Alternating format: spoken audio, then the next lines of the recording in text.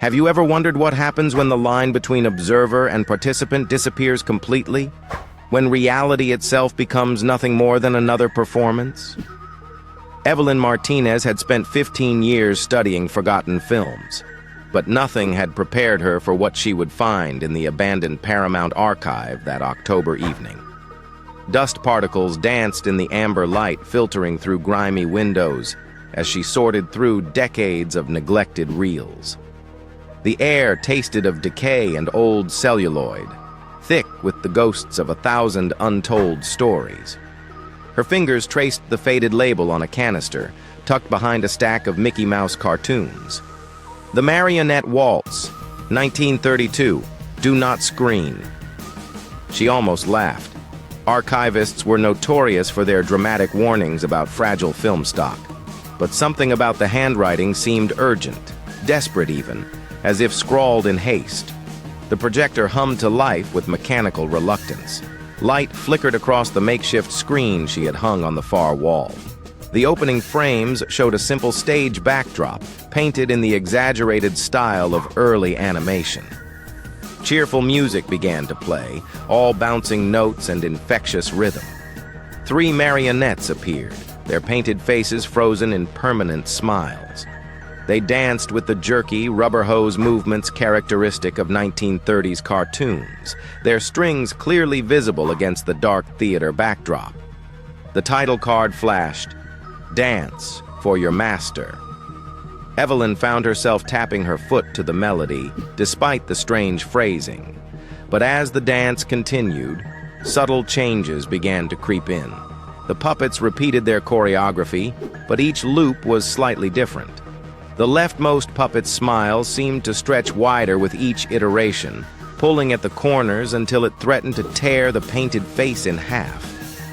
The middle puppet's eyes began to track something off-screen, following an invisible presence that made Evelyn glance nervously over her shoulder.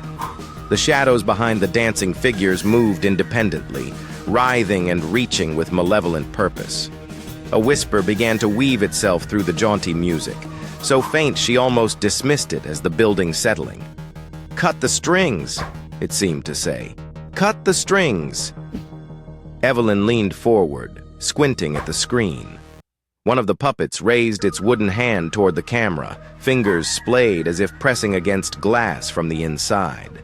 She noticed her reflection in the projector lens, but something was wrong.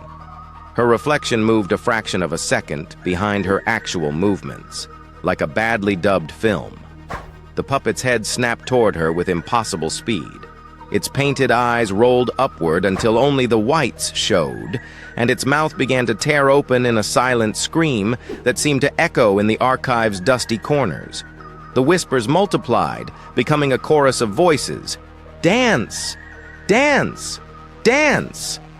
Panic flooded her system. Evelyn reached for the projector switch, but her arm jerked awkwardly, as if something invisible had caught her wrist. Her movements became stilted, unnatural. On screen, the rightmost puppet had stopped dancing entirely and now mirrored her every gesture with perfect synchronization.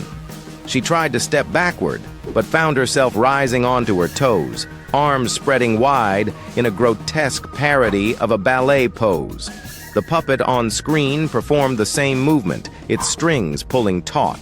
Evelyn's vision blurred as she fought against the invisible forces controlling her limbs, her body moving in the same mechanical, jerky motions as the animated figures.